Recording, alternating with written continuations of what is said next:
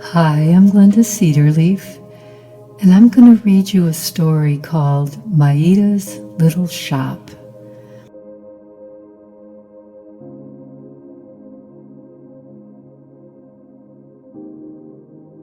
So let's begin. 4 people sat in the big, shining automobile. 3 of them were men. The 4th was a little girl. The little girl's name was Maida Westabrook. The 3 men were Buffalo Westabrook, her father, Dr. Pierce, her physician, and Billy Potter, her friend. They were coming from Marblehead to Boston. Maida sat in one corner of the back seat, gazing dreamily out at the whirling country. She found it very beautiful and very curious. They were going so fast that all the reds and greens and yellows of the autumn leaves melted into one variegated band.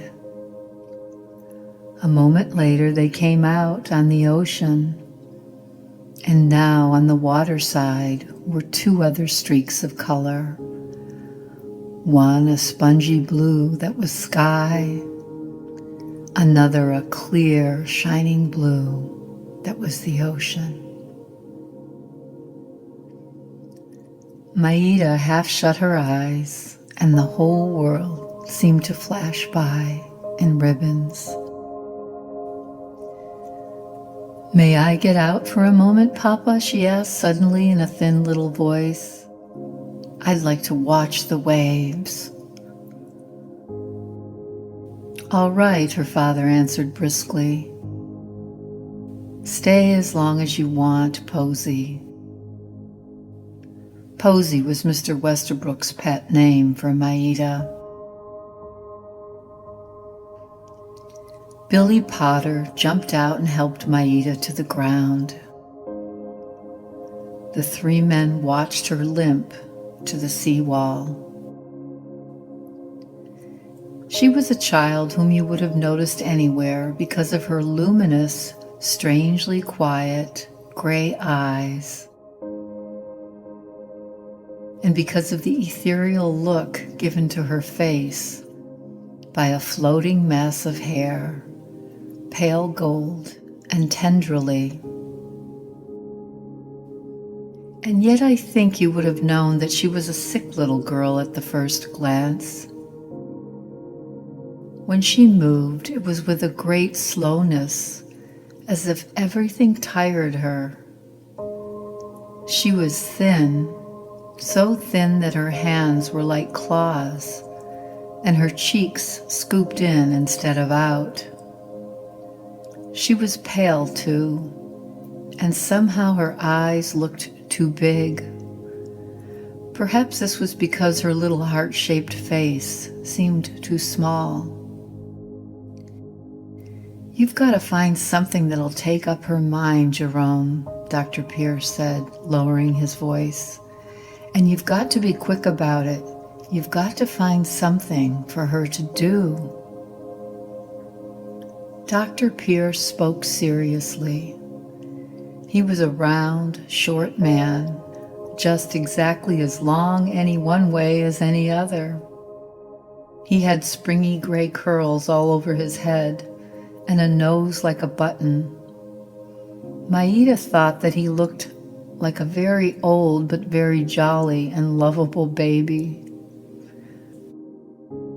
His very curls bobbed, but it seemed to Maida that no matter how hard he chuckled, his eyes were always serious when they rested on her.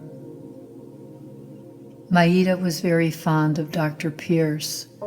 She had known him all her life. He had gone to college with her father.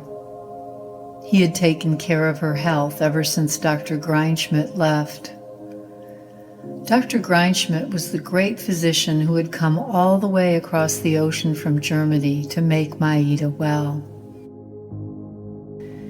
Before the operation, Maida could not walk. Now she could walk easily. Ever since she could remember, she had always added to her prayers at night a special request that she might someday be like the other girls. Now she was like other little girls, except that she limped. And yet now that she could do all the things that other little girls did, she no longer cared to do them. Not even hopping and skipping, which she had always expected would be the greatest fun in the world. Maida herself thought this very strange. But what can I find for her to do? Buffalo Westerbrook said. You could tell from the way he asked this question that he was not accustomed to take advice from other people. Indeed, he did not look it, but he looked his name. You would know at once why the cartoonists always represented him with the head of a buffalo. Why gradually people had forgotten his first name was Jerome and referred to him always as Buffalo Westerbrook. Like the buffalo, his head was big and powerful, and emerged from the midst of a shaggy mane. But it was the way in which it was set on his tremendous shoulders that gave him his nickname. When he spoke to you, he looked as if he were about to charge. It surprised Maida very much when she found that people stood in awe of her father. It had never occurred to her to be afraid of him. I've racked my brains to entertain her, Buffalo Westerbrook went on. I've bought her every gimmick that's made for children. I've bought her prize ponies, prize dogs, and prize cats. Rabbits, guinea pigs, dancing mice, talking parrots, marmosets. There's a young menagerie at the place in the Adirondacks. I've had a dollhouse and a little theater built for her at Pride's. She has her own carriage, her own automobile, her own railroad car. She could have her own flying machine if she wants it. I've taken her off on trips. I've taken her to the theater and the circus. I've had all kinds of nurses and governesses and companions, but they've been mostly failures. Granny Flynn's the best of the hired people, but of course Granny's old. And this fall I brought her to Boston, hoping her cousins would rouse her. But the Fairfaxes decided suddenly to go abroad this winter. If she'd only express a desire for something, I'd get it for her, if it were one of the moons of Jupiter. It isn't anything you can give her, Dr. Pierce said impatiently. You must find something for her to do. Can't you tell us what's the matter? Buffalo Westerbrook smiled down at the third man of the party. The trouble with the child, Billy Potter said promptly, is that everything she's had has been prize. Not that it's spoiled her at all. Petronella is as simple as a princess in a fairy tale. Petronella was Billy Potter's pet name for Maida. Yes, she's wonderfully simple, Dr. Pierce agreed. Poor little thing. She's lived in a world of bottles and splints and bandages. She's never had a chance to realize either the value or the worthlessness of things. And then, Billy went on, nobody's ever used an ounce of imagination in entertaining the poor child. Imagination, Buffalo Westerbrook growled. What has imagination to do with it? Billy grinned. Next to her father and Granny Flynn, Maida loved Billy Potter better than anybody in the world. He was so little that she could never decide whether he was a boy or a man. His chubby, dimply face was the pinkest she had ever seen. From it twinkled a pair of blue eyes, the merriest she had ever seen. And falling continually down into his eyes was a great mass of flaxen hair, the most tousled she had ever seen. Billy Potter lived in New York. He earned his living by writing for newspapers and magazines. Whenever there was a fuss in Wall Street, and the papers always blamed Buffalo Westerbrook if this happened, Billy Potter would have a talk with Maida's father. Then he wrote up what Mr. Westerbrook said, and it was printed somewhere. Men who wrote for the newspapers were always trying to talk with Mr. Westerbrook. Few of them ever got the chance. But Buffalo Westerbrook never refused to talk with Billy Potter. Indeed, the two men were great friends. He's one of the few reporters who can turn out a good story and tell it straight as I give it to him, Maida had once heard her father say. Maida knew that Billy could turn out good stories. He had turned out a great many for her. What has imagination to do with it? Mr. Westerbrook repeated. It would have a great deal to do with it, I fancy, Billy Potter answered, if someone would only imagine the right thing. Billy grinned. When Billy smiled, two things happened, one to you and the other to him. Your spirits went up, and his eyes seemed to disappear. Maida said that Billy's eyes shrinkled up. The effect was so comic that she always laughed. All right, Billy agreed pleasantly. I'll put the greatest creative mind of the century to work on the job. You put it to work at once, young man, Dr. Pierce said. The thing I'm trying to impress on both of you is that you can't wait too long. Buffalo Westerbrook stirred uneasily. His fierce blue eyes retreated behind the frown in his thick brows until all you could see were two shining points. He watched Maida closely as she limped back to the car. What are you thinking of, Posy? He asked. Oh, nothing, Father, Maida said, smiling faintly.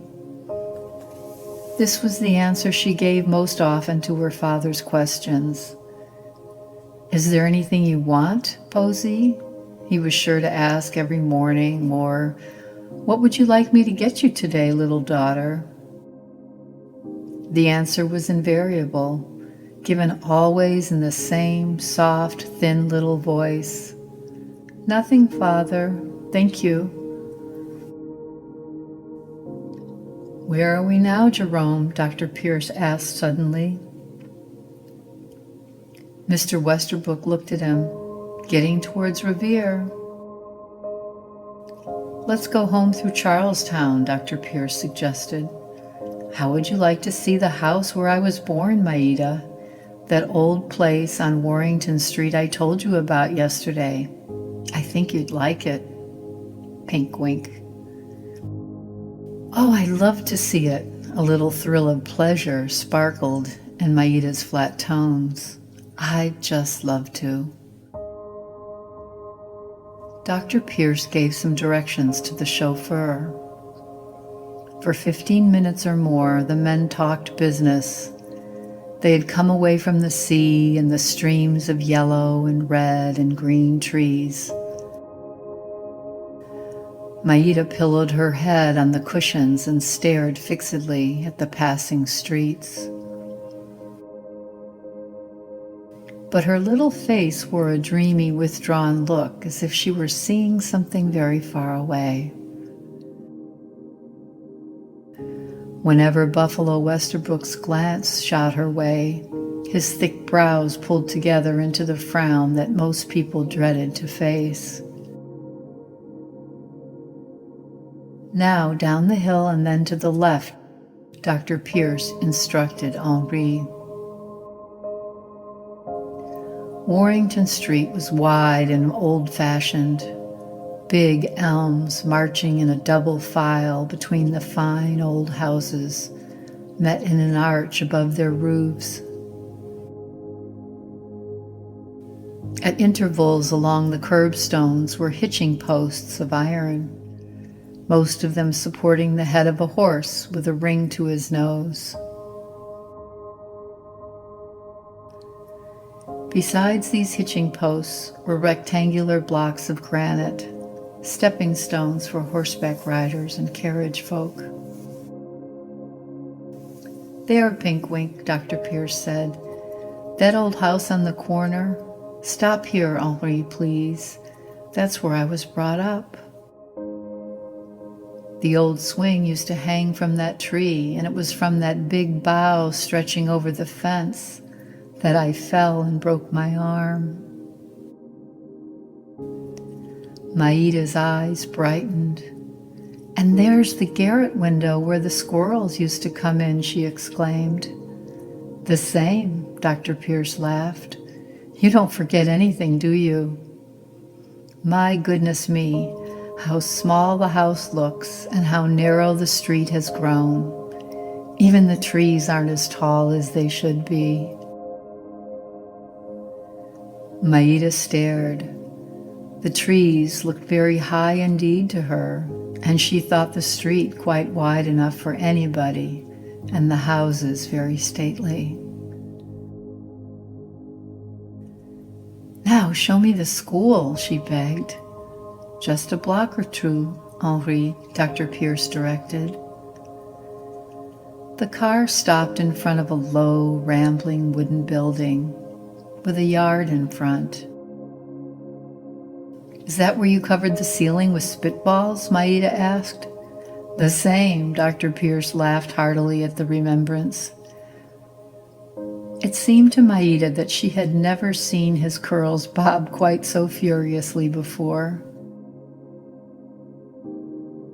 It's one of the few wooden primary buildings left in the city, he explained to the two men. It can't last many years now. It's nothing but a rat trap, but how I shall hate to see it go. Opposite the school was a big wide court, shaded with beautiful trees, maples beginning to flame, horse chestnuts a little browned. It was lined with wooden toy houses, set back of fenced-in yards and veiled by climbing vines. Pigeons were flying about, alighting now and then to peck at the ground or to preen their green and purple necks. Boys were spinning tops. Girls were jumping rope. The dust they kicked up had a sweet, earthy smell in Maida's nostrils.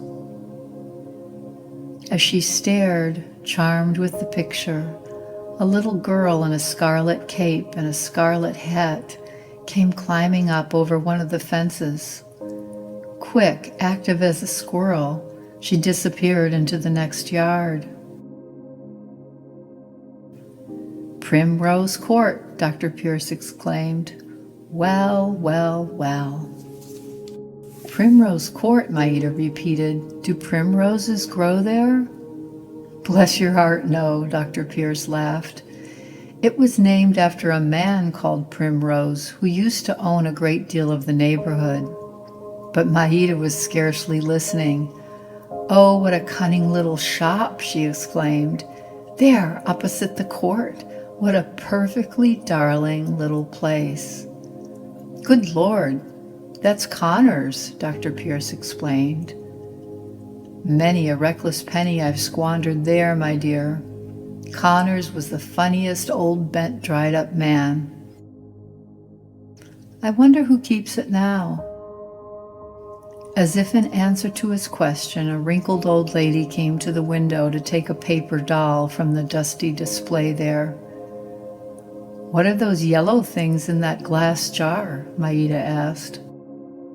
"Pickled limes," Dr. Pierce responded promptly. "Here." "How I used to love them." "Oh, Father, buy me a pickled lime," Maida pleaded. "I never had one in my life." "All right," Mr. Westerbrook said. "Let's come in and treat Maida to a pickled lime." A bell rang discordantly as they opened the door. Its prolonged clangor finally brought the old woman from the room at the back. She looked in surprise at the three men in their automobile coats and the little lame girl. Coming in from the bright sunshine, the shop seemed unpleasantly dark to Maida. After a while, she saw that its two windows gave it light enough, but that it was very confused, cluttery, and dusty. Mr. Westerbrook bought 4 pickled limes, and everybody ate, 3 of them with enjoyment. Billy with many wry faces and a decided stung after the first taste. "I like pickled limes," Maida said, after they had started for Boston. "What a funny little place that was." "Oh, how I would love to keep a little shop just like it." Billy Potter started. For a moment it seemed as if he were about to speak, but instead he stared hard at Maida, falling gradually into a brown study. From time to time he came out of it long enough to look sharply at her. The sparkle had all gone out of her face. She was pale and dream-absorbed again. Her father studied her with increasing anxiety as they neared the big house on Beacon Street. Dr. Pierce's face was shadowed too. "Eureka, I found it," Billy exclaimed as they swept past the State House. "I've got it, Mr. Westerbrook." "Got what?" Billy did not answer at once. The automobile had stopped in front of a large red brick house. Over the beautifully fluted columns that held up the porch hung a brilliant red vine. Lavender-colored glass here and there in the windows made purple patches on the lace of the curtains. "Got what?" Mr. Westerbrook repeated impatiently. "That little job of the imagination that you put me on a few moments ago," Billy answered mysteriously. In a moment, he added with a significant look at Maida, "You stay too, Dr. Pierce. I want your approval." On the threshold stood an old silver-haired woman in a black silk gown, a white cap, an apron, and a little black shawl pinned about her shoulders. "How's my lamb?" she asked tenderly of Maida. "Oh, pretty well," Maida said dully. "Oh, Granny," she added with a sudden flare of enthusiasm, "I saw the cunningest little shop. I think I'd rather tend shop than do anything else in the world." Billy Potter smiled all over his pink face. He followed Mr. Westerbrook and Dr. Pierce into the drawing room. Maida went upstairs with Granny Flynn. Granny Flynn had come straight to the Westerbrook house from the boat that had brought her from Ireland years ago. She had come to America in search of a runaway daughter, but she had never found her. She had helped to nurse Maida's mother in the illness of which she died, and she had always taken care of Maida herself, so Maida loved her dearly. Sometimes when they were alone, Maida would call her Dame, because Granny Flynn was very little, very bent, very old, and she looked like the Dame who comes into the fairy tales. Her skin had cracked into 100 wrinkles, and her long, sharp nose and her short, sharp chin almost met. But the wrinkles surrounded a pair of eyes that were a twinkling, youthful blue. And her down-turned nose and upgrowing chin could not conceal or mar the lovely sweetness of her smile.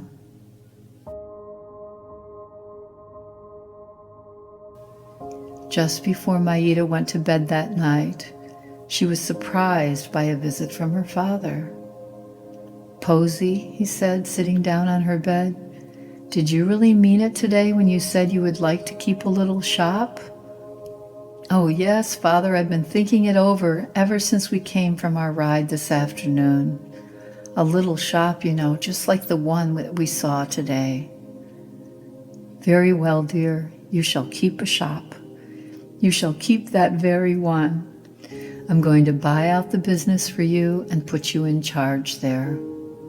I've got to be in New York pretty steadily for the next 3 months, and I've decided that I'll send you and Granny to live in the rooms above the shop." Maida sat up in bed with a vigor that surprised her father. She shook her hands, a gesture that with her meant great delight. She laughed. It was the first time in months that a happy note had pealed in her laughter. "Oh, Father, how good you are to me. I'm just crazy to try it, and I know I can make it pay, if hard work helps." "All right, that's settled. But listen carefully to what I'm going to say, Posy. I can't have this getting into the papers, you know. To prevent that, you're going to play a game while you're working in the shop, just as princesses in fairy tales had to play games sometimes. You're going in disguise. Do you understand?" "Yes, Father, I understand." "You're to pretend that you belong to Granny Flynn, that you're her grandchild. You won't have to tell any lies about it. When the children in the neighborhood hear you call her Granny, they'll simply take it for granted that you're her son's child." "Or I can pretend I'm poor Granny's lost daughter's little girl," Maida suggested. "If you wish. Billy Potter's going to stay here in Boston and help you. You're going to call on him, Posy, if you get into any snarl. But I hope you'll try to settle all of your own difficulties before turning to anybody else. Do you understand?" "Yes, Father dear, I'm so happy. Does Granny know?" "Yes." Maida heaved an ecstatic sigh. "I'm afraid I shan't get to sleep tonight, just thinking of it." But she did sleep, and very hard, the best sleep she had known since her operation. And she dreamed that she opened a shop. A big shop this was, on the top of a huge white cloud. She dreamed that her customers were all little boys and girls, angels with floating golden curls and shining rainbow-colored wings. She dreamed that she sold nothing but cake, It was delicious, all honey and jelly and ice cream on the inside, and all frosting stuck with candles and nuts and fruits on the outside.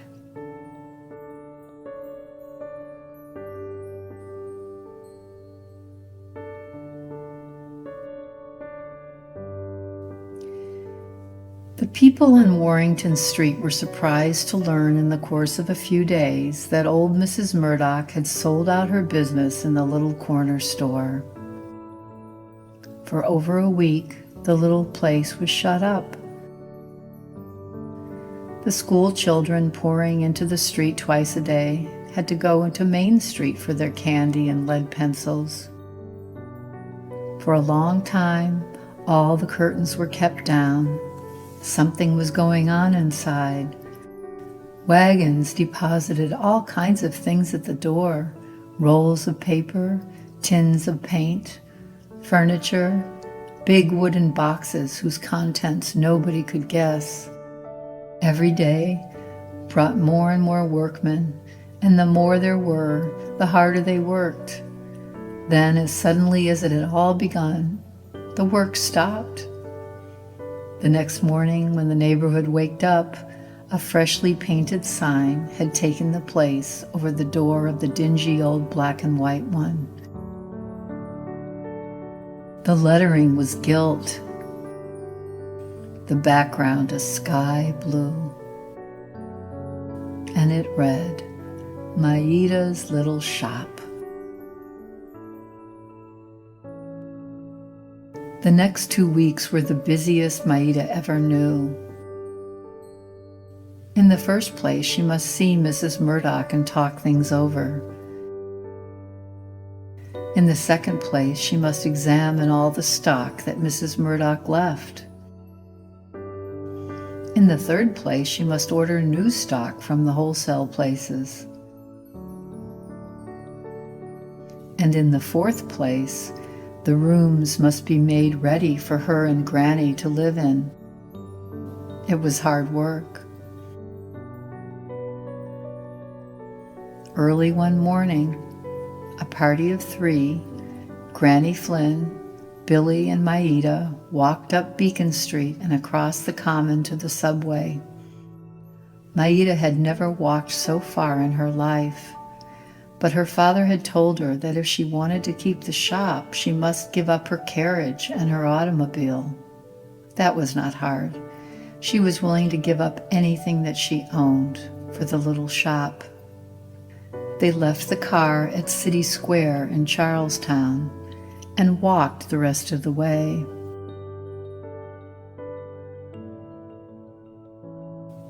It was Saturday, a brilliant morning in a beautiful autumn.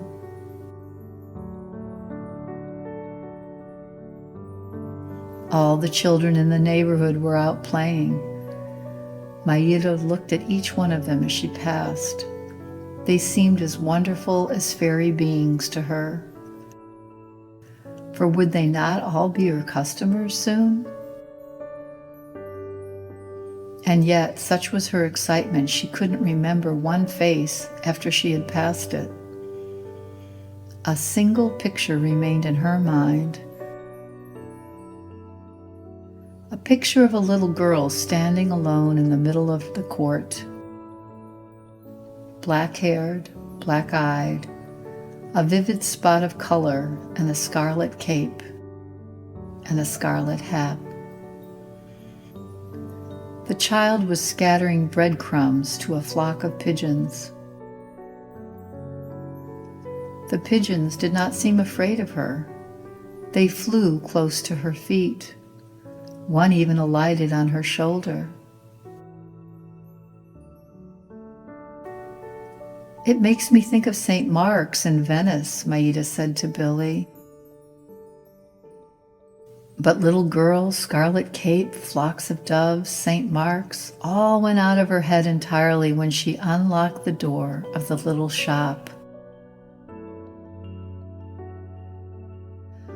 "Oh," she cried, "how nice and clean it looks." The shop seemed even larger than she remembered it. Maida ran behind the counter, peeped into the showcases, poked her head into the window, drew out the drawers that lined the wall, pulled covers from the boxes on the shelves. There is no knowing where her investigations would have ended if Billy had not said, "This is a preliminary tour of investigation. Come and see the rest of it. This way to the living room." The living room led from the shop, a big square room, empty now, of course. Maida limped over to the window. Oh, she cried. "Did you ever see such a darling little yard?" "It surely is," Billy agreed. "Not much bigger than a pocket handkerchief, is it?" And yet, scrap of a place as the yard was, it had an air of completeness, a pretty quaintness. 2 tiny brick walls curved from the door to the gate. On either side of these, spread out microscopic flower beds, crowded tight with plants. Late blooming dahlias and asters made spots of starry color in the green. A vine running over the door to the second story waved like a crimson banner dropped from the window. The old lady must have been fond of flowers, Billy Potter said. He squinted his nearsighted blue eyes and studied the bunches of green. Beautiful bushes, lilacs, nasturtiums, morning glories running up the fence, sunflowers in between. My, won't it be fun to see them all racing up in the spring? Maida jumped up and down at the thought. She couldn't jump like other children. Indeed, this was the first time she'd ever even tried. It was as if her feet were like flat irons. Granny Flynn turned quickly away, and Billy bit his lips. "I know just how I'm going to fix this room up for you, Petronilla," Billy said, nodding his head mysteriously. "Now let's go into the kitchen." The kitchen led from the living room. Billy exclaimed when he saw it, and Maida shook her hands, but it was Granny who actually screamed with delight. Much bigger than the living room. It had 4 windows with sunshine pouring in through every one of them. But it was not the 4 windows, nor yet the sunshine that made the sensation. It was the stone floor. "We'll put a carpet on it if you think it's too cold, Granny," Billy suggested immediately. "Oh no, Mr. Billy," Granny begged. "I like this home. It's like my home in Ireland, and I'm homesick for it." "All right," Billy agreed cheerfully. "What you say goes, Granny. Now upstairs to the sleeping rooms." To get to the second floor, they climbed a little stairway not more than 3 feet wide, with steps very high, most of them triangular in shape because the stairway had to turn so often. And upstairs, after they got there, consisted of 3 rooms, 2 big and square and light, and 1 small and darker. "The small room is to be made into a bathroom," Billy explained, "and these 2 big ones are to be your bedrooms. Which one will you have, Maida?" Maida examined both rooms carefully. "Well, I don't care for myself which I have," she said, "but it does seem as if there were a teeny-weeny more sun in this one. I think Granny ought to have it, for she loves the sunshine on her old bones." "You know, Billy, Granny and I have the greatest fun about our bones. Hers are all wrong because they're so old, and mine are all wrong because they're so young.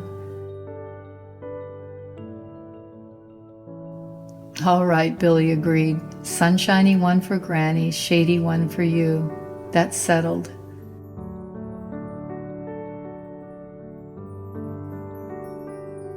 I hope you realize, Miss Maida, Elizabeth Fairfax, Petronilla, Pinky Wink, Posy, Westerbrook, what perfect rooms these are.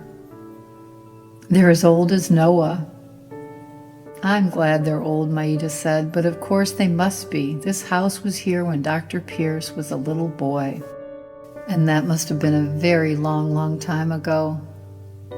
Just look at the floors, Billy went on admiringly.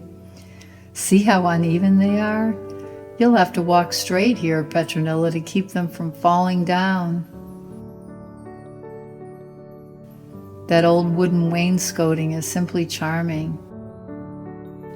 That's a nice fireplace, too. And these old doors are perfect.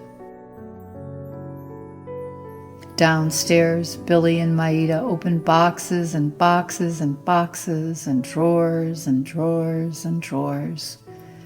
Every one of these had been carefully gone over by the conscientious Mrs. Murdoch. 2 boxes bulged with toys, too broken or soiled to be of any use. These they threw into the ash barrel at once.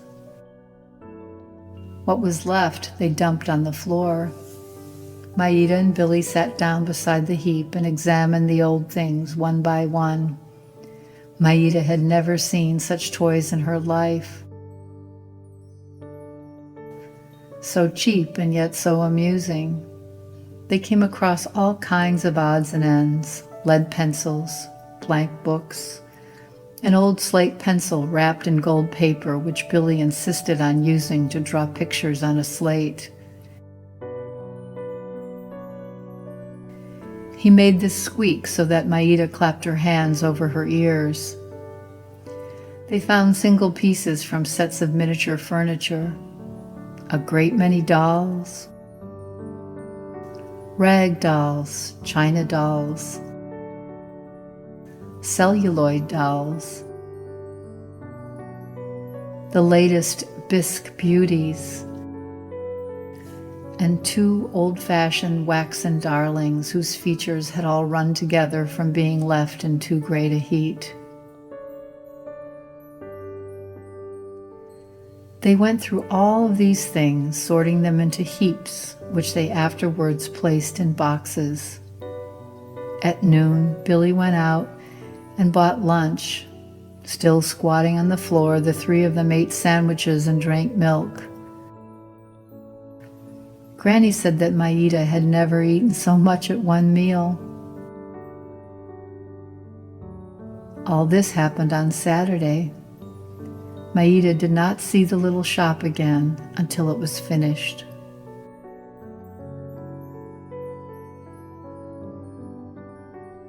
By Monday, the place was as busy as a beehive.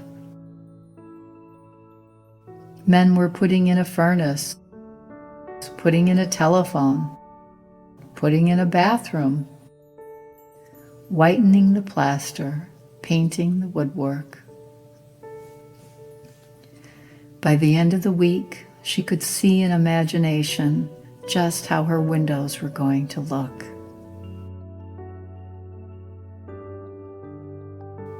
Saturday night, Billy told her that everything was ready, that she should see the completed house Monday morning. It seemed to Maida that the Sunday coming in between was the longest day she had ever known. When she unlocked the door to the shop the next morning, she let out a squeal of joy. "Oh, I would never know it," she declared. "How much bigger it looks, and lighter and prettier. Indeed, you never would have known the place yourself." The ceiling had been whitened. The faded drab woodwork had been painted white. The walls had been colored a beautiful, soft yellow, Back of the counter, a series of shelves, glassed in by sliding doors, ran the whole length of the wall and nearly to the ceiling. Behind the showcase stood a comfortable, cushioned swivel chair. "The stuff you've been buying, Petronilla," Billy said, pointing to a big pile of boxes in the corner. "Now, while Granny and I are putting in some last touches in the rooms upstairs, you might be arranging the window." "That's just what I'd planned to do," Maida said, bubbling with importance. "But promise that you don't interrupt me till it's all done." "All right," Billy agreed, smiling peculiarly. He continued to smile as he opened the boxes. The window certainly struck the keynote of the season. Tops of all sizes and colors were arranged in pretty patterns in the middle. Marbles of all kinds, including the most beautiful colored agates, were displayed at the sides. Jump ropes of variegated colors with handles, brilliantly painted, were festooned at the back. One of the window shelves had been furnished like a tiny room. A whole family of dolls sat about on the tiny sofas and chairs. On the other shelf lay neat piles of blank books and paper blocks, with files of pens, pencils, and rubbers arranged in a decorative pattern surrounding them all. In the showcase, fresh candies had been laid out carefully on saucers and platters of glass. On the counter was a big flowered bowl. "Tomorrow I'm going to fill that bowl with asters," Maida explained. Maida opened the door leading into the living room. Then she squealed her delight, not once but continuously, like a very happy little pig. The room was as changed as if some good fairy had waved a magic wand there. All the woodwork had turned a glistening white. The wallpaper blossomed with garlands of red roses. And each of the 3 windows waved sash curtains of a snowy muslin. At each of the 3 sashes hung a golden cage with a pair of golden canaries in it. Along each of the 3 sills marched pots of brilliantly blooming scarlet geraniums. A fire spluttered and sparkled in the fireplace. And drawn up in front was a great big easy chair for Granny, and a small easy one for Maida. Familiar things lay about too. In one corner gleamed the cheerful face of the tall old clock, which marked the hours, and the moon changes by such pretty pictures. In another corner shone the polished surface of a spidery-legged little spinet. Maida loved both these things almost as much as if they had been human beings, for her mother and her grandmother and her great-grandmother had loved them before her. Needed things caught her eyes everywhere. Here was a little bookcase with all her favorite books. There was a desk stocked with businesslike looking blank books. Even the familiar table with Granny's Book of Saints stood near the easy chair. Granny's spectacles lay on an open page, familiarly marking the place. In the center of the room stood a table set for 3. "Want to go upstairs?" Billy asked. "I'd forgotten all about the bedrooms." Maida flew up the stairs as if she had never known a crutch. The 2 bedrooms were very simple, all white, woodwork, furniture, beds, even the fur rugs on the floor. But they were lovely. From the beautiful paper that Billy had selected. In Granny's room, the walls imitated a flowered chintz. In Maida's room, every panel was different. And they all helped to tell the same happy story of a day's hunting in the time when men wore long feathered hats on their curls, when ladies dressed like pictures and all carried falcons on their wrists. "Granny, Granny," Maida called down to them, "did you ever see any place in all your life that felt so homey?" "I guess it'll do," Billy said in an undertone. That night, for the first time, Maida slept in the room over the little shop.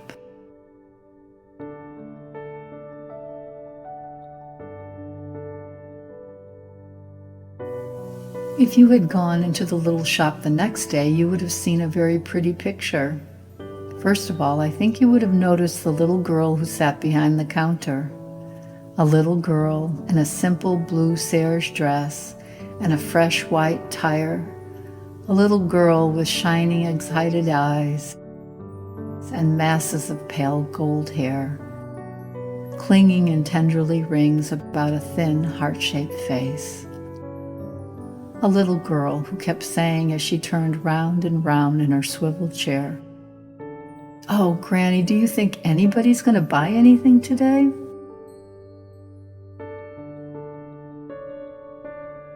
Next, I think you would have noticed an old woman who kept coming to the living room door. An old woman with twinkling blue eyes and hair.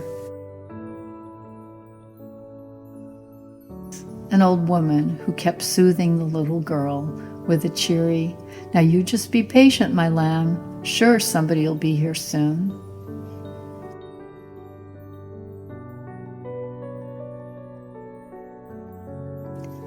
The shop was unchanged since yesterday, except for a big bowl of asters, red, white, and blue. Suddenly, the bell rang and Maida jumped. Then she sat so still in her high chair that you would have thought she had turned to a stone. But her eyes, glued to the moving door, had a look as if she did not know what to expect. The door swung wide. A young man entered. It was Billy Potter. He walked over to the showcase, his hat in his hand, and all the time he looked Maida straight in the eye. But you would have thought he had never seen her before. "Please, Mom," he asked humbly, "do you sell fairy tales here?" Maida saw at once that it was one of Billy's games. She had to bite her lips to keep from laughing. "Yes," she said, when she had made her mouth quite firm. "How much do you want to pay for them?" "Not more than a penny each, Mom," he replied. Maida took out a drawer of the pamphlet tales that Billy had liked so much. "Are these what you want?" she asked. But before he could answer, she added in a condescending tone, "Do you know how to read, little boy?" Billy's face twitched suddenly and his eyes shrinkled up. "Yes, Mom," he said, making his face quite serious again. "My teacher says I'm the best reader in the room." He took up the little books and looked them over. The Three Bears, Puss in Boots, Jack and the Beanstalk, Bluebeard, Tom Thumb, The Sleeping Beauty, The Babes in the Wood.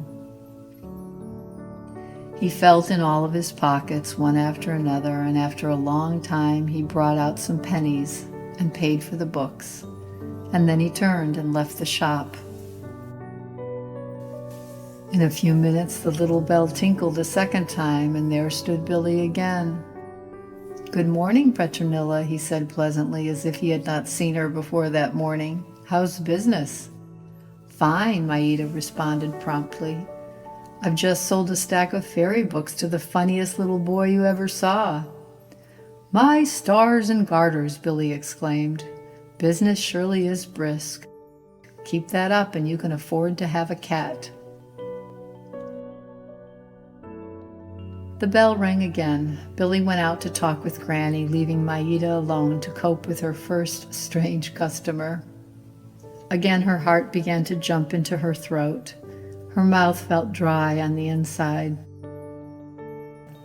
She watched the door, fascinated. On the threshold, 2 little girls were standing. They were exactly the same size, dressed in exactly the same way. Their faces were as alike as 2 peas in a pod. Maida saw at once that they were twins. They had little round chubby bodies bulging out of red sweaters, little round chubby faces emerging from tall, peaky, red worsted caps. They had big round eyes, as expressionless as glass beads, and big round golden curls as stiff as candles. They stared so hard at Maida that she began to wonder nervously if her face was dirty. "Come in, little girls," she called. The little girls pattered over to the showcase and looked in, but their big round eyes, instead of examining the candy, kept peering up through the glass top at Maida. And Maida kept peering down through at them. "I want to buy some candy for a cent," one of them whispered in a timid little voice. "I want to buy some candy for a cent too," the other whispered in a voice even more timid. "All the cent candy is in this case," Maida explained, smiling. The 2 little girls studied the corner Maida indicated. For 2 or 3 moments they whispered together. At one point it looked as if they would each buy a long stick of peppermint, at another some lozenges. But they changed their minds a great many times, and in the end, Dorothy bought 2 large pickles and Mabel bought 2 large chocolates. Maida saw them swapping their purchases as they went out. The 2 pennies which the twins handed her were still moist from their hot little hands. Maida dropped them into an empty pocket in the money drawer. She felt as if she wanted to keep her first earnings forever. It seemed to her that she had never seen such precious-looking money. The gold eagles which her father had given her at Christmas and on her birthday didn't even seem half so valuable. And then the quiet streets began to ring with the cries of boys playing tag, leapfrog, and prisoner's base. The little girls, much more quiet, squatted in groups on doorsteps or walked slowly up and down, arm in arm. But Maida had little time to watch this picture. The bell was ringing every minute now. Once there were 6 children in the shop all at once.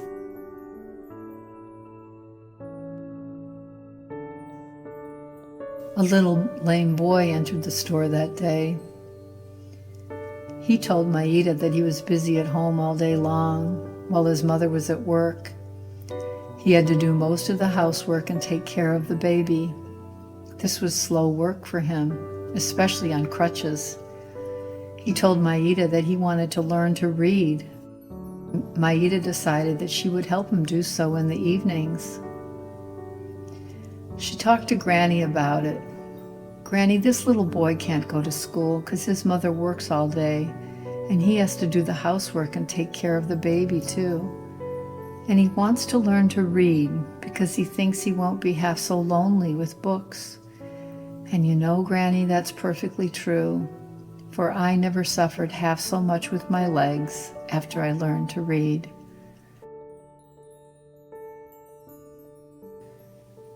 This all poured out in an uninterrupted stream. She had to stop to get her breath. Now, Granny, what I want you to do is let me hear him read evenings until he learns how. You see, his mother comes home then, and he can leave the baby with her. Oh, let me do it, Granny. I'm sure I could. And I really think you ought to, for if you'll excuse me for saying so, Granny, I don't think you can understand as well as I do what a difference it'll make. Then she turned to the boy. Have you read Little Men and Little Women? No. Why, I'm only in the first reader. I'll read them to you, Maida said decisively, and Treasure Island, and The Princess and the Goblins. She reeled off the long list of her favorites.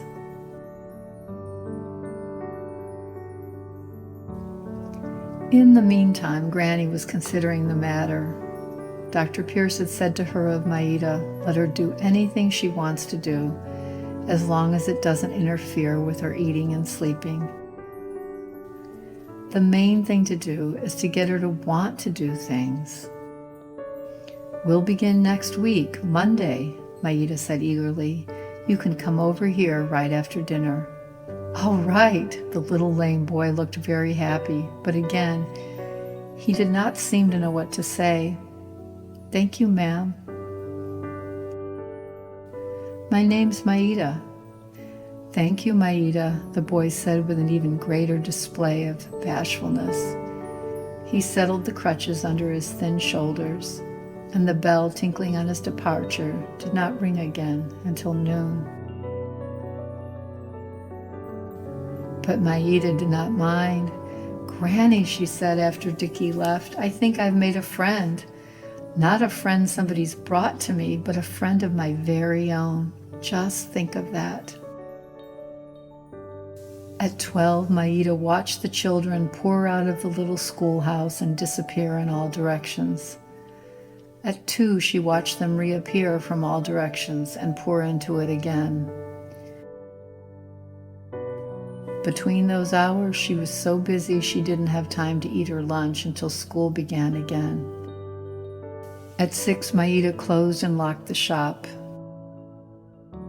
After dinner, she thought she'd read one of her new books. She settled herself into her little easy chair by the fire and opened to a story with a fascinating picture. But the moment her eyes fell on the page, it was the strangest thing. A drowsiness fell upon her. She struggled with it for a while, but she couldn't throw it off. The next thing she knew, Granny was helping her up the stairs, was undressing her, had laid her in her bed.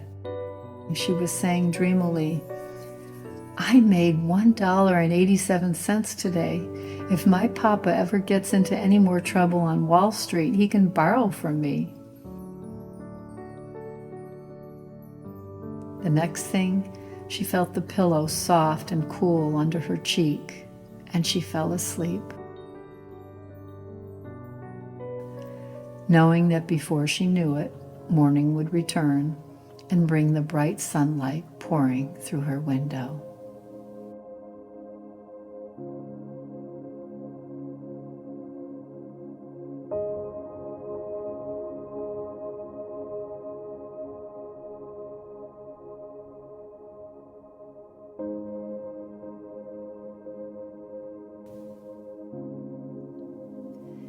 It had rained all that night, and Maida slept so deeply she did not hear the sound of the drops on her roof. In the morning, she awoke to the most twinklingest kind of day. It seemed to Maida that Mother Nature had washed a million tiny, fleecy white clouds and hung them out to dry in the crisp blue air. Everything still dripped, but the brilliant sunshine put a sparkle on the whole world. Slates of old roofs glistened. Brasses of old doors glittered. Silver of old nameplates shone. Curbstones, sidewalks, doorsteps glimmered and gleamed. The wet, ebony black trunks of the maples smoked as if they were afire.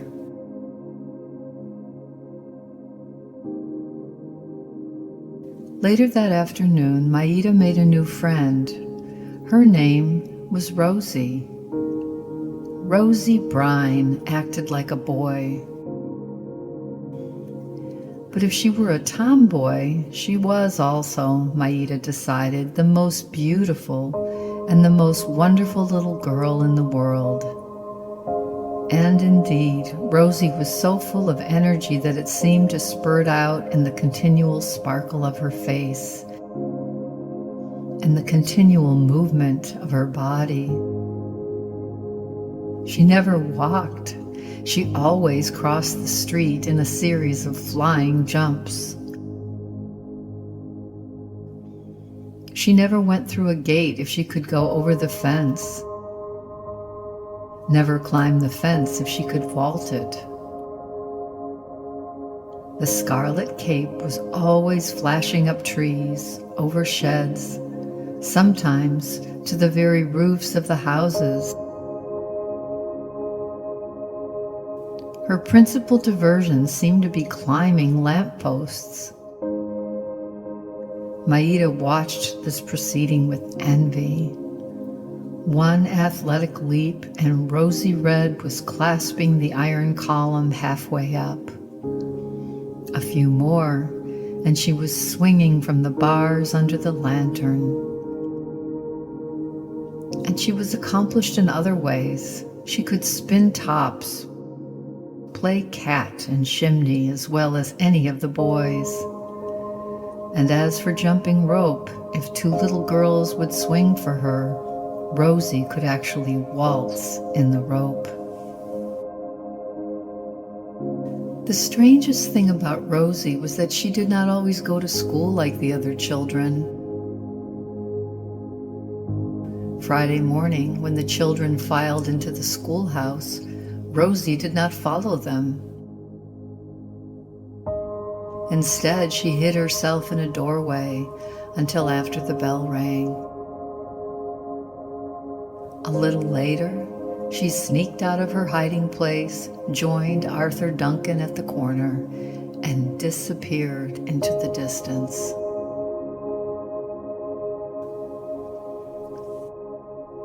When the children came out of school at 12, they joined the crowd and sauntered home. "I think Rosie is the most beautiful girl," Maida said. "I wish she'd come into the shop so I could get acquainted with her." Maida watched Rosie Brine closer than ever as time went on. If she caught a glimpse of the scarlet cape in the distance, it was hard to go on working. She noticed that Rosie seemed very fond of all helpless things. She was always wheeling out the babies in the neighborhood, always feeding the doves, and carrying her kitten about on her shoulder, always winning the hearts of other people's dogs, and then trying to induce them not to follow her. "It seems strange that she never comes into the shop," Maida said mournfully to her friend one day. "You see, she never has any money to spend," Dickie explained. "But sometimes she earns it on the sly, taking care of babies. She loves babies, and babies always love her. Delia will go to her from my mother any time. And as for Betsy Hale, Rosie's the only one who can do anything with her. A whole week passed, and then one day, to Maida's great delight, the tinkle of the bell preceded the entrance of Rosie Red. "Let me look at your tops, please," Rosie said, marching to the counter with the usual proud swing of her body. Seen closer, she was even prettier than at a distance. Her smooth olive skin glistened like satin. Her lips showed roses even more brilliant than those that bloomed in her cheeks. A frown between her eyebrows gave her face almost a sullen look, but to offset this, her white teeth turned her smile into a flash of light.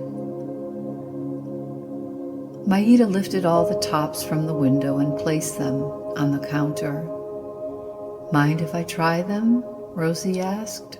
"Oh, do." "Oh, how lovely," Maida exclaimed, and then in fervent admiration, "What a wonderful girl you are." Rosie smiled. "Easy as pie if you know how. Want to learn?" "Oh, will you teach me?" "Sure, begin now." Maida limped from behind the counter. Rosie watched her with pity. "She's sorry for me," Maida thought.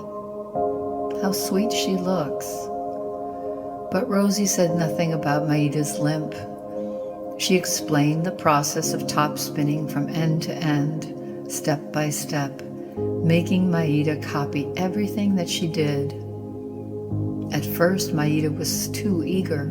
Her hands actually trembled. But gradually she gained in confidence, and at last she succeeded in making one top spin feebly.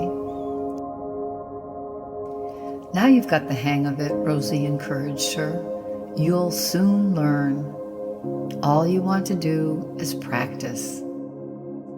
I'll come tomorrow and see how you're getting on." "Oh, do," Maida begged.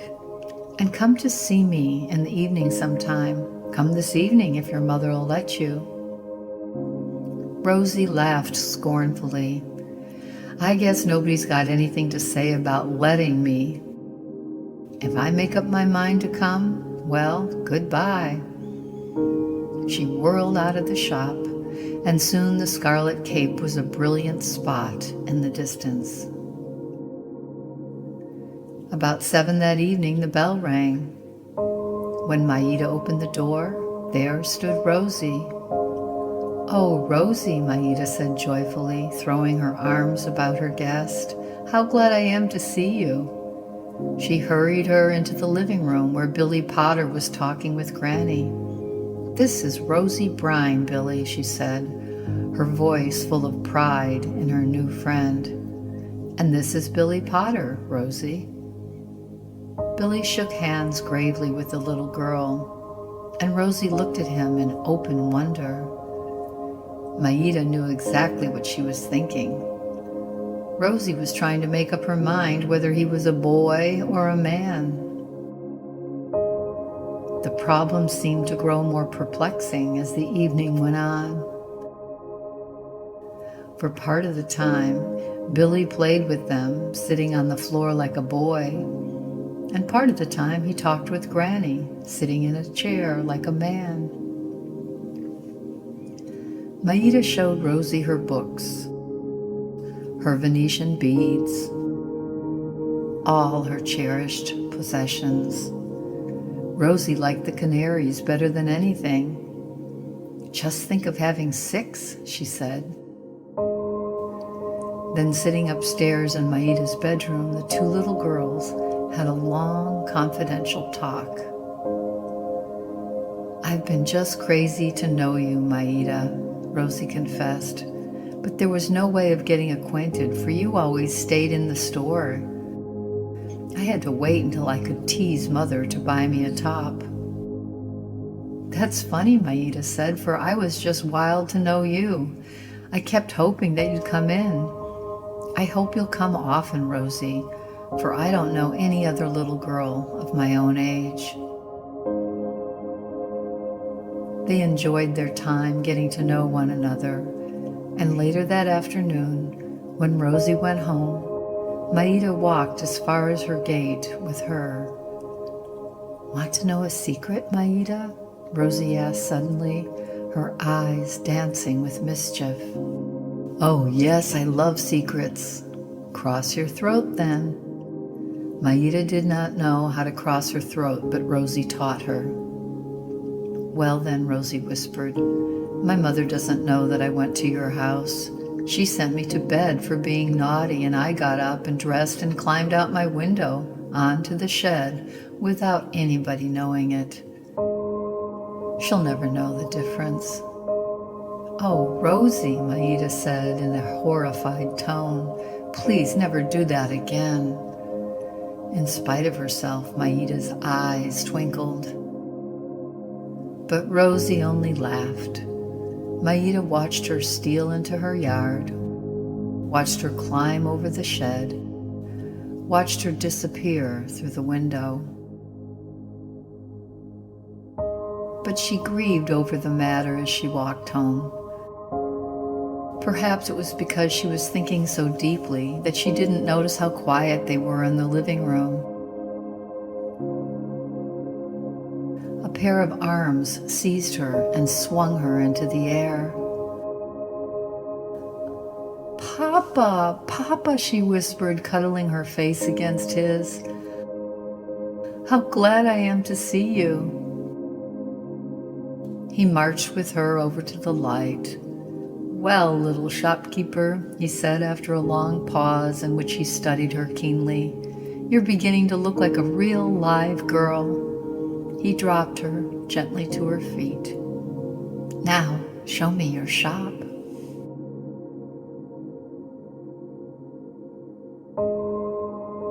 Maida worked very hard in her shop, but she also loved to make time for play.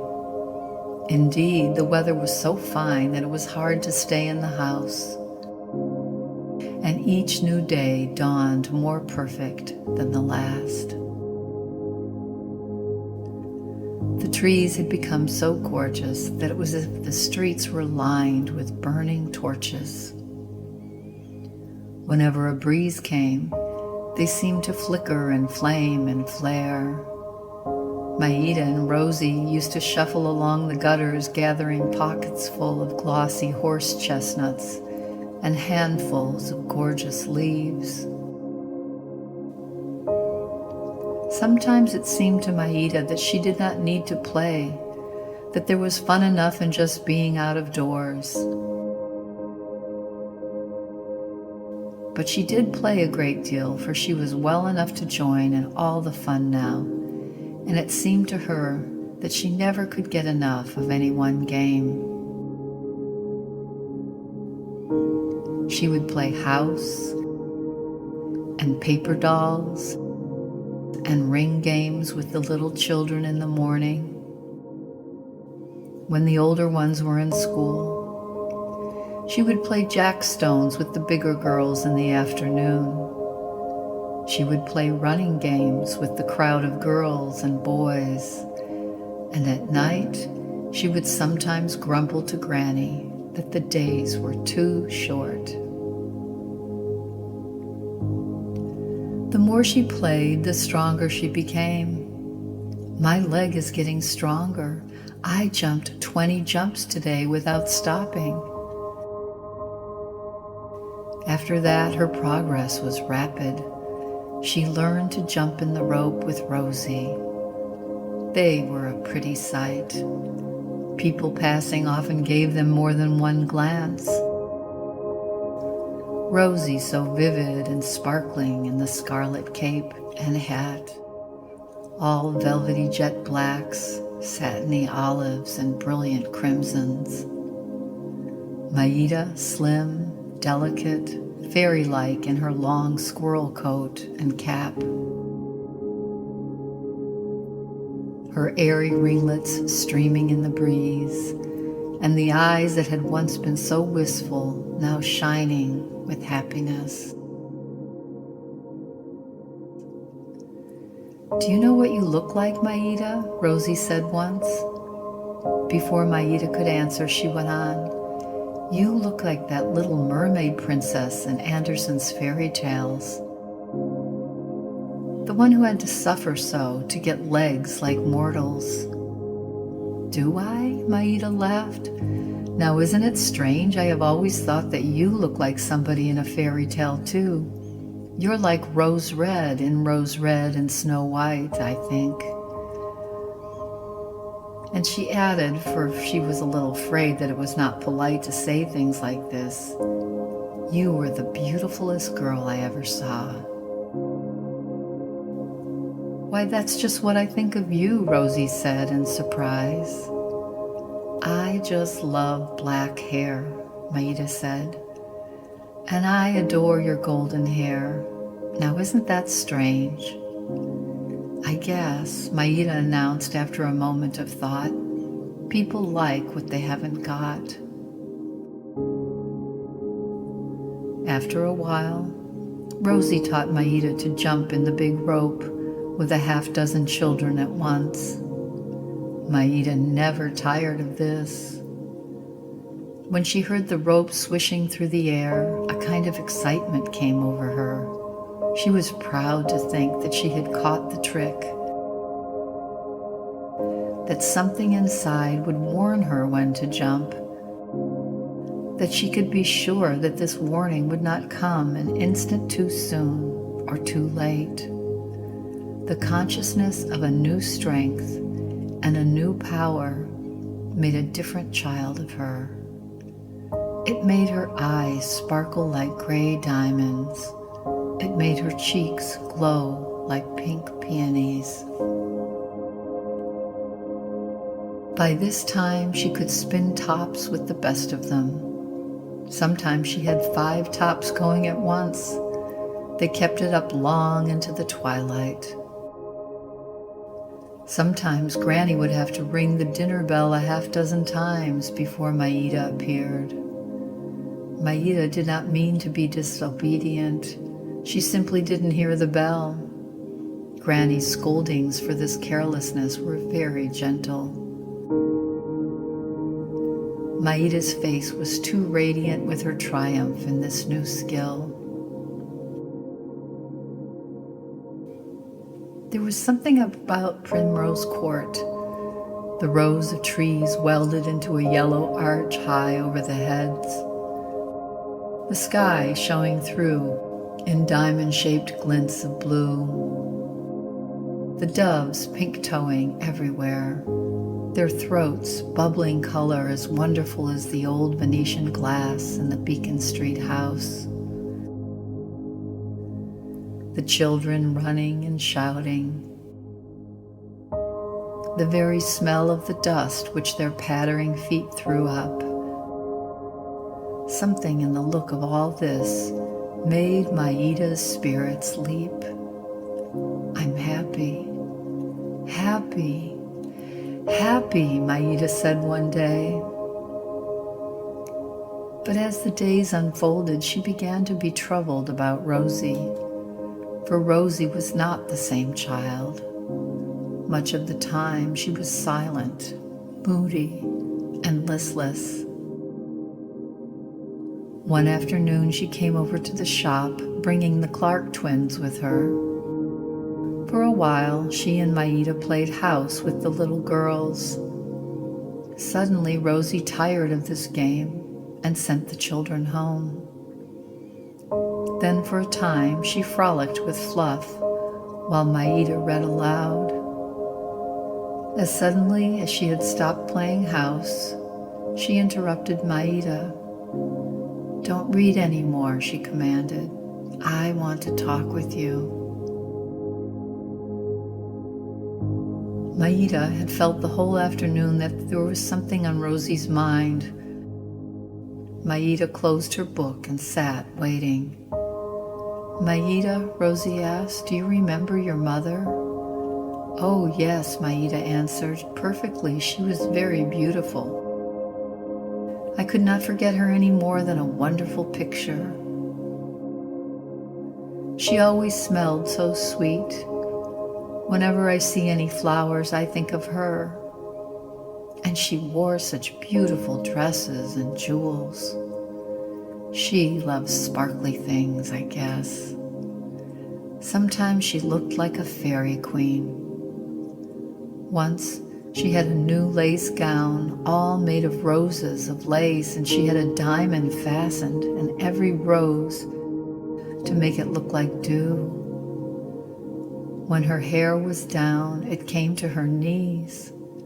She let me brush it sometimes with her gold brush. A gold brush? Rosie said in an odd tone.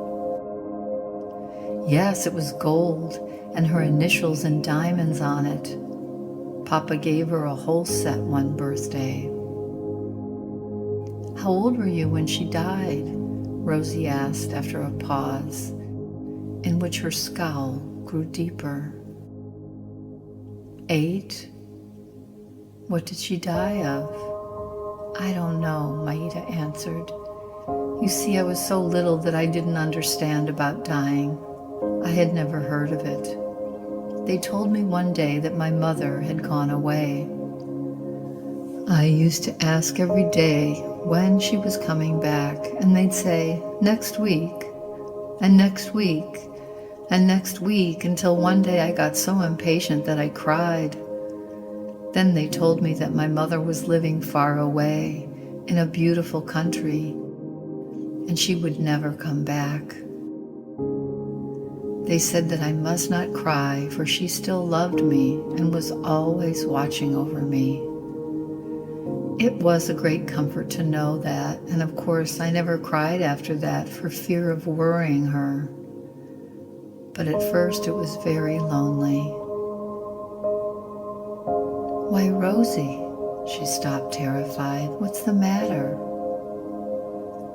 Rosie had thrown herself on the couch and was crying bitterly. Oh, Maida, she sobbed, that's exactly what they say to me when I ask them.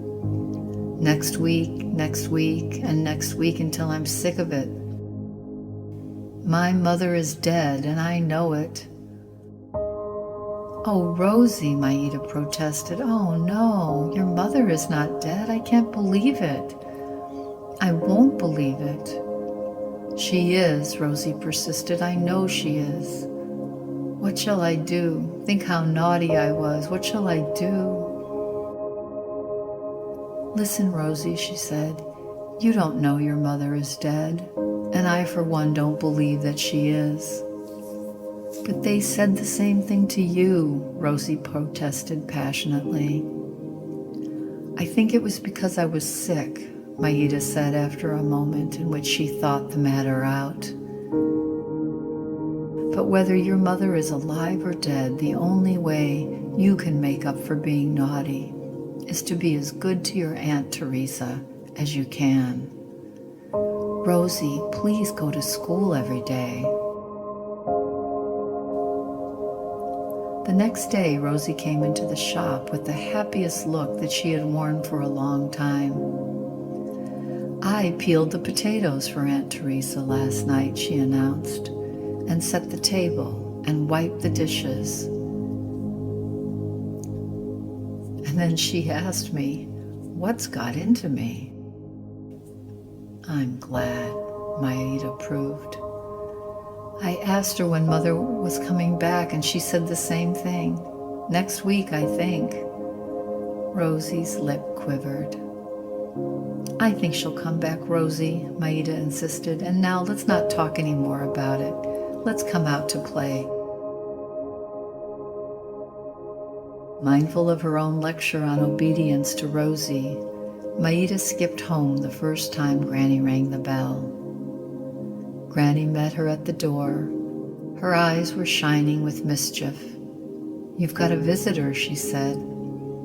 She ran into the living room. Her father jumped up from the easy chair to meet her. Well, well, well, Miss Rosy Cheeks, no need to ask how you're doing, he said, kissing her.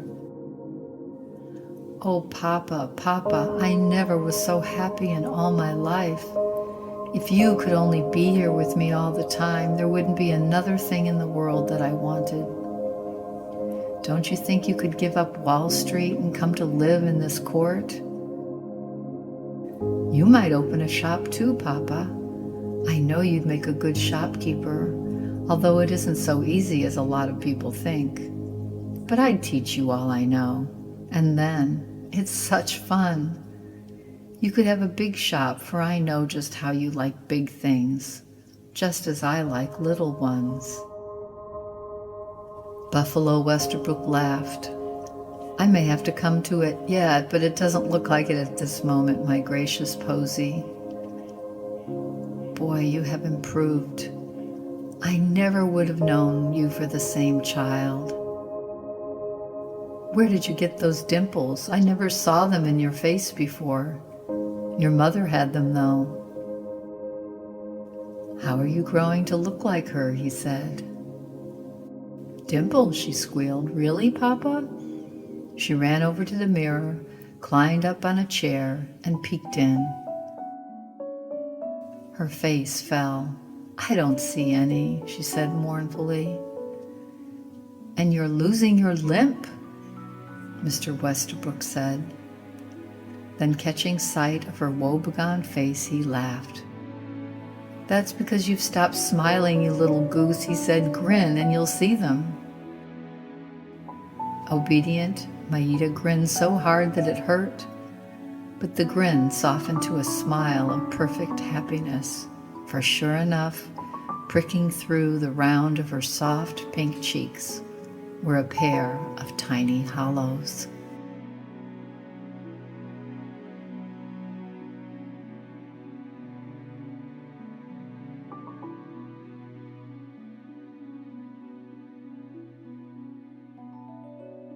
One morning early in December, Granny called out, "Look out the window, my lamb." Maida opened her eyes, jumped obediently out of bed, and pattered across the room. There she gave a scream of delight, jumping up and down and clapping her hands. Snow! Oh, goody, goody, goody, snow at last! It looked as if the whole world had been wrapped in a blanket of the whitest, fleeciest, shiningest wool. Sidewalks, streets, crossings were all leveled to one smoothness. The fences were so muffled that they had swelled to twice their size. The houses wore trim, pointy caps on their gables. The high bushes in the yard hung to their very ground. The low ones had become mounds. The trees looked as if they had been packed in cotton wool and put away for the winter. And the lovely part of it is, it's still snowing, Maida exclaimed blissfully.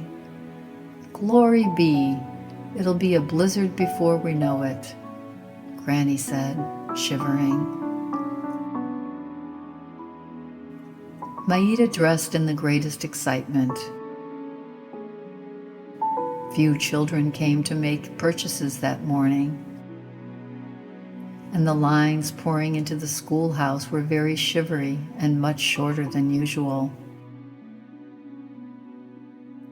At 11:45, the one-session bell rang. When the children came out of school at 1, the snow was whirling down thicker and faster than in the morning.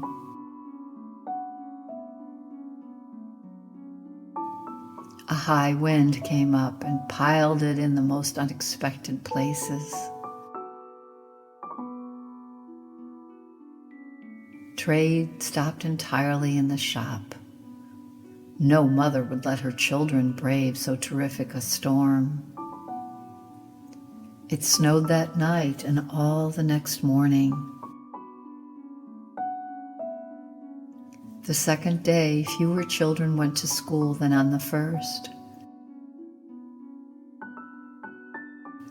But at 2 o'clock, when the sun burst through the gray sky, the children swarmed the streets. Shovels and brooms began to appear, snowballs to fly, sleigh bells to tinkle. Rosie came dashing into the shop in the midst of this burst of excitement. "I've shoveled our sidewalk," she announced triumphantly. "Is anything wrong with me? Everybody's staring at me." Maida stared too. Rosie's scarlet cape was dotted with snow. Her scarlet hat was white with it. Great flakes had caught in her long black hair, had starred her soft brows. They hung from her very eyelashes. Her cheeks and lips were the color of coral, and her eyes like great velvety moons. "Look in the glass and see what they're staring at."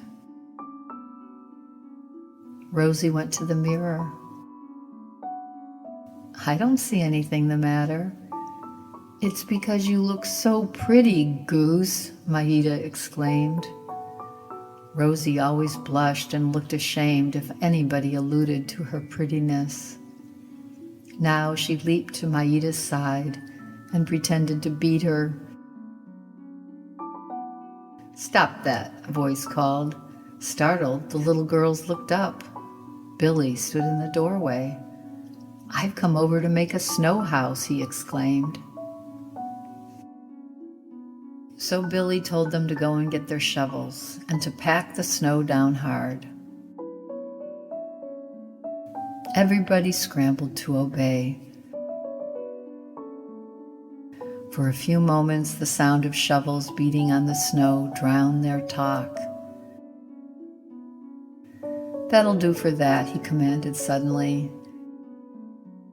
His little force stopped, breathless and red-cheeked. "Now I'm going to dig out the room. I guess I'll have to do this. If you're not careful enough, the roof will cave in. Then it's all got to be done again." Working very slowly, he began to hollow out the structure. They heaped up a mound of snow bigger than before, beating it until it was as hard as a brick. Hollowing it out inside a chamber big enough for them to occupy all three of them at once. Next, they went into the house and got hot water, carrying it in buckets, basins, and dishpans. "Let's pour water over the house," Billy exclaimed. "You see, if it freezes now, it'll last longer." Very carefully, he sprayed it on the sides and roof, dashing it upwards on the inside walls.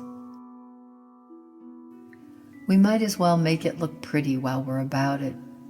You children get to work and make a lot of snowballs the size of an orange and just as round as you can turn them out." Billy decorated the doorway with 2 tall, round pillars. He added a pointed roof to the house and trimmed it with snowballs all along the edge. "Now I guess we'd better have a snowman to live in this mansion while we're about it. Each of you roll up an arm or a leg while I make the body." Billy placed the legs in the corner opposite the snow house. He lifted onto them the big round body, which he himself had rolled. Putting the arms on wasn't easy. He worked for a long time before he found the angle at which they would stick. Everybody took a hand at the head. Maida contributed some dulsa for the hair, slitting it into ribbons, which she stuck on with glue. Rosie found a broken clothespin for the nose. The round, smooth coals that Dickie found made a pair of expressive black eyes. Arthur cut 2 sets of teeth from orange peel and inserted them into the gash that was the mouth. When the head was set on the shoulders, Billy disappeared into the house for a moment. He came back carrying a suitcase. "Shut your eyes, every man jack of you," he ordered. "You're not to see what I do until it's done. If I catch any one of you peeking, I'll confine you in the snow house for 5 minutes." Bill put an old coat on the snowman's body. He put a tall hat, Arthur called it a stovepipe, on the snowman's head. He had put an old black pipe between the snowman's grinning, orange-colored teeth. Gloves hung limply from the snowman's arm stumps, and to one of them a cane was fastened. Billy had managed to give the snowman's head a little cock to one side, although he looked so spruce and jovial that it was impossible not to like him. The children were so proud of their creation. They called him Mr. Chumpley. Later that day, a big moon floated like a silver balloon in the sky, making the night like day. The neighborhood sizzled with excitement, for the street and sidewalks were covered with children dragging sleds. And the cold weather kept up. Continued storms added to the snow. It seemed as if Jack Frost were on the side of the children because school days were shortened. Every morning when Maida woke up, she would say to herself, "I wonder how Mr. Chumpley is today." Then she'd run over to the window to see. Mr. Chumpley had become a great favorite in the neighborhood.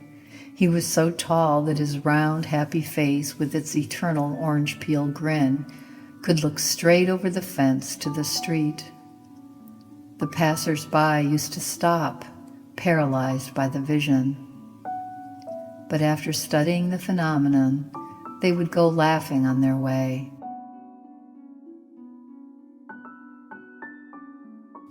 Occasionally a bad boy would shy a snowball at the smiling countenance, but Mr. Chumpley was so hard-headed that nothing seemed to hurt him. In the course of time, the stovepipe became very battered, and as the result of continued storms, one eye sank down to the middle of his cheek. But in spite of these injuries, he continued to maintain his genial grin. "Let's go out and fix Mr. Chumpley," Rosie would say every day, and the two little girls would brush the snow off his hat and coat, adjust his nose and teeth, and straighten him up generally. After a while, Maida threw her breadcrumbs all over Mr. Chumpley. Thereafter, the saucy little English sparrows ate from Mr. Chumpley's hat brim, his pipe bowl, and even his pockets. "Perhaps the snow will last all winter," Maida said hopefully one day.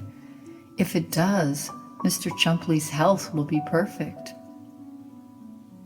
"Well, perhaps it's just as well if he goes," Rosie said sensibly. "We haven't done a bit of work since he came."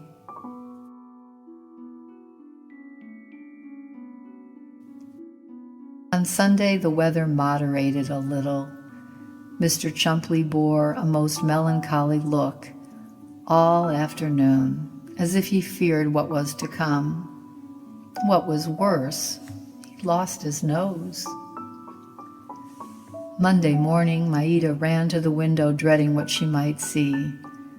But instead of the thaw she expected, a most beautiful sight spread out before her.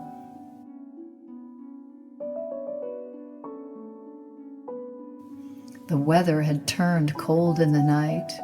Everything that had started to melt had frozen up again.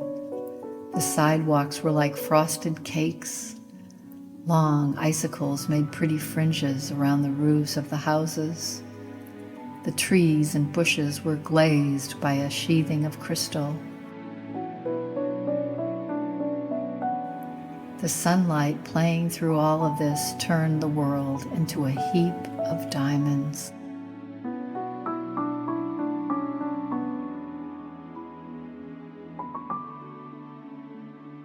Mr. Chumpley had perked up under the influence of the cold. His manner had gained in solidity, although his gaze was a little glassy. Hopefully, Maida hunted about until she found his nose. She replaced his old set with some new orange peel teeth and stuck his pipe between them. He looked quite himself. But alas, the sun came out and melted the whole world. And the sidewalks trickled streams, and the icicles dripped away in showers of diamonds.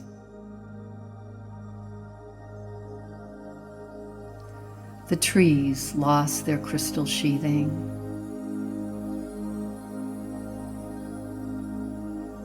In the afternoon, Mr. Chumpley began to droop. By night, his head was resting on his own shoulder. When Maida looked out the next morning, there was nothing in the corner but a mound of snow.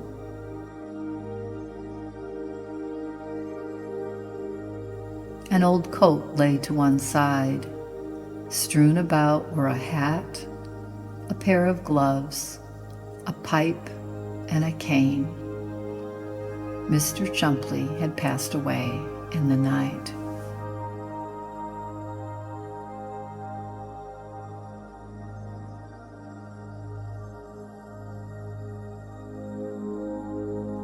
On Christmas morning, Maida was awakened early by a long, wild peal of the bell. Before she could collect her scattered wits, she heard Rosie's voice. "Merry Christmas! Merry Christmas! Merry Christmas!" "Oh, Granny, won't you please let me run upstairs and wake Maida? I've got something dreadfully important to tell her." "Maida," Rosie called from the stairs, "wake up! I've something wonderful to tell you." But Maida had guessed it. "I know," she cried as Rosie burst into the room. "Your mother's come home."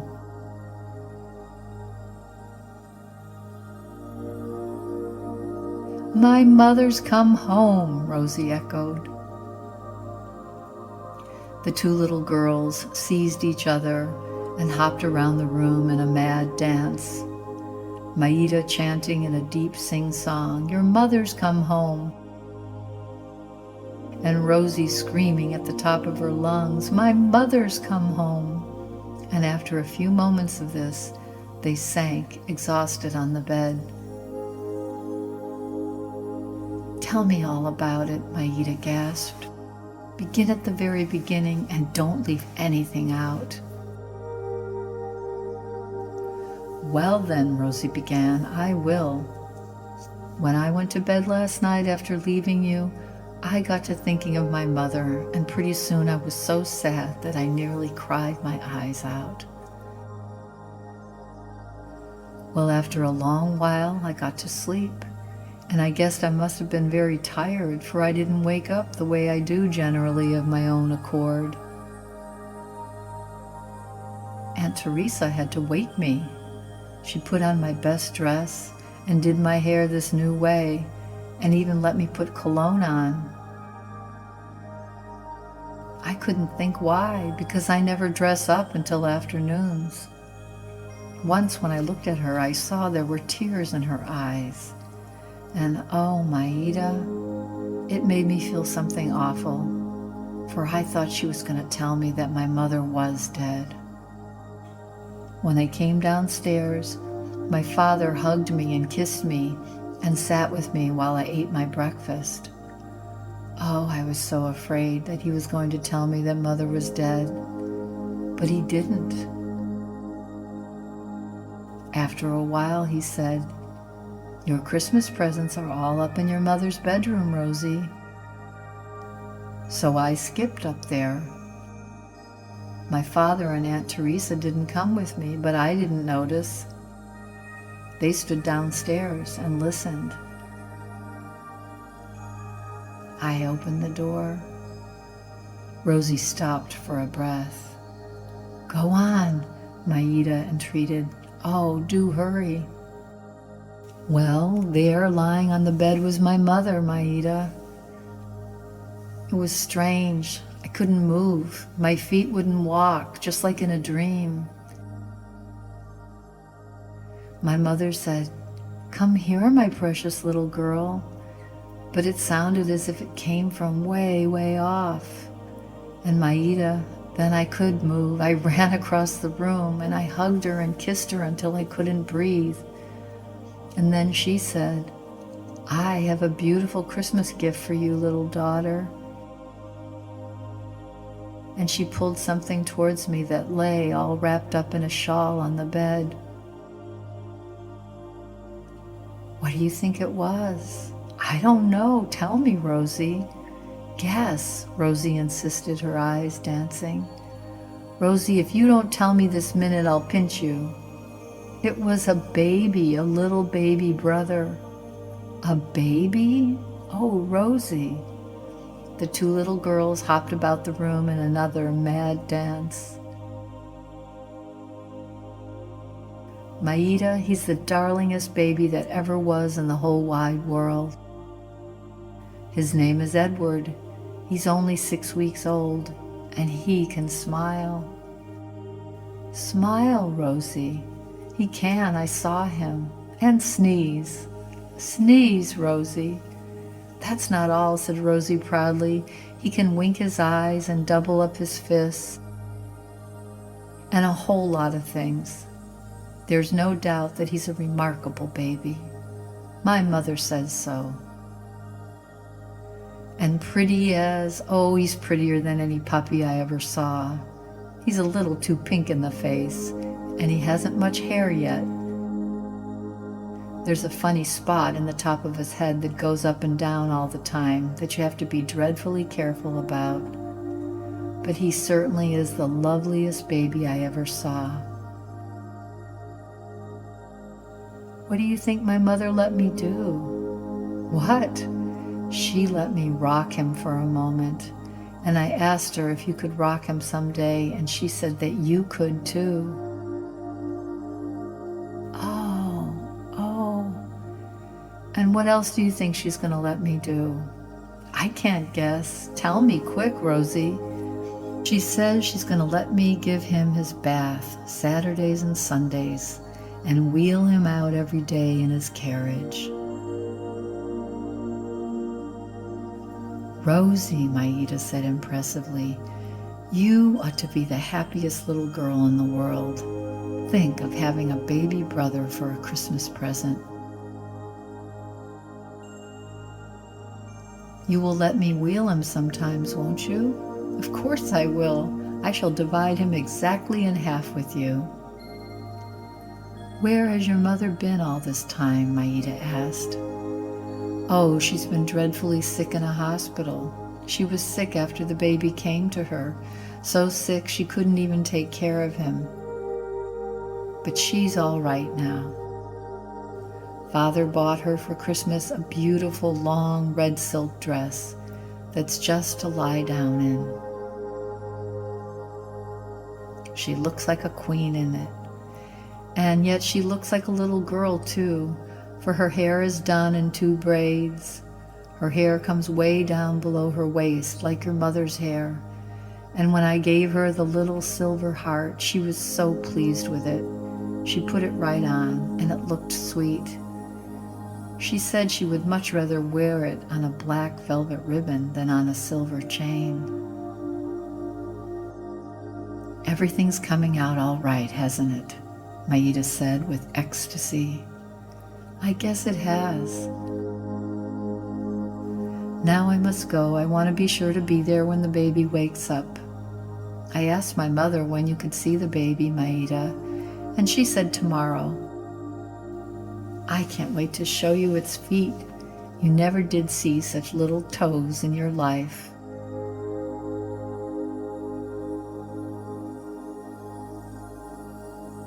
Later that day, Maida announced that it was time for the tree.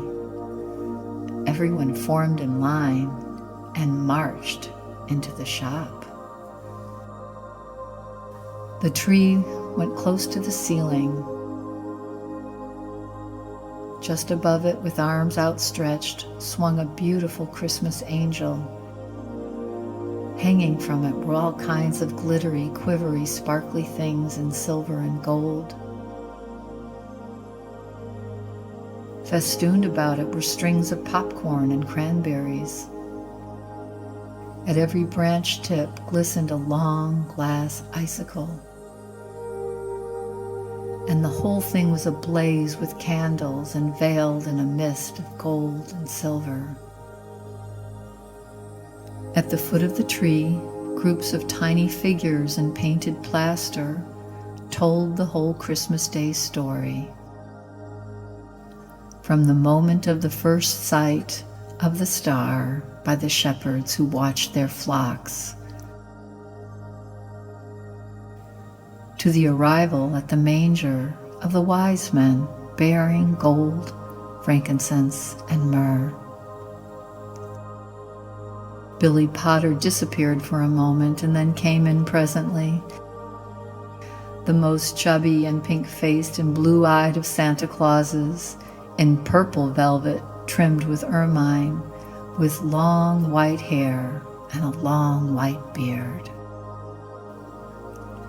I can't begin to name you all the fruits of that magic tree. From Maida there came to Rosie a big golden cage with a pair of canary birds. To Arthur a chest of wonderful tools. To Dickie's a little bookcase full of beautiful books. To Laura a collection of sashes and ribbons. To Harold a long train of cars. For Molly, Betsy, and the Clark twins came so many gifts that you could hardly count them all. Dolls and dolls' wardrobes, tiny doll houses, tinier doll furniture. For Tim came a sled and a bicycle. To Maida came a wonderful set of paper boxes from Dickie, a long necklace of carved beads from Arthur, a beautiful blank book with all her candy recipes, beautifully written out, from Rosie, a warm little pair of knitted bed shoes, from Granny, a quaint little old-fashioned locket, from Dr. Pierce. He said it had once belonged to another little sick girl who died. From Billy came a book. Perhaps you can fancy how Maida jumped and when she read The Crystal Ball by William Potter on the cover. But I do not think you can imagine how pleased she looked when inside she read the printed dedication to Petronilla.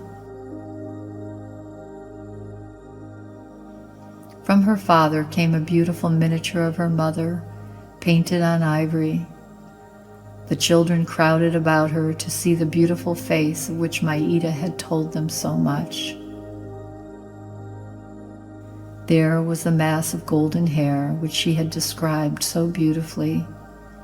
There, too, was a heart-shaped pendant of diamonds suspended from a black velvet ribbon tied close to the white throat. The children looked at the picture, then they looked at each other. But Maida did not notice. She was watching eagerly while Dr. Pierce and Billy and her father opened her gifts to them. She was afraid they would not understand. They are to save time, you see, when you want to shave in a hurry, she explained. Maida, her father said gravely, that is a very thoughtful gift. It's strange when you come to think of it, as busy a man as I am, and with all the friendships I have, nobody has ever thought to give me a safety razor. I don't know how I ever managed to get along without one, Dr. Pierce declared, his curls bobbing. As for me, I shall probably save about 1/3 of my income in the future, Billy announced. All three were so pleased that they laughed for a long time. I'm going to give you another Christmas present, Maida, Mr. Westerbrook said suddenly. I'm going to give us both one. A vacation. We're going to start for Europe week after next. Papa, Papa, how lovely, Maida said. Shall we see Venice again? But how can I give up my little shop and my friends? I always said Maida was a princess in disguise, Dickie maintained, and now I suppose she's going to go back and be a princess again. Dickie was the first friend I made, Papa, Maida said, smiling at her first friend. But you'll come back sometime, won't you, Maida? Dickie begged. Yes, Dickie, I will come back. Yes, Maida did come back, and their adventures continued on and on. And that's the end of this story. And I wish you sweet dreams and good night.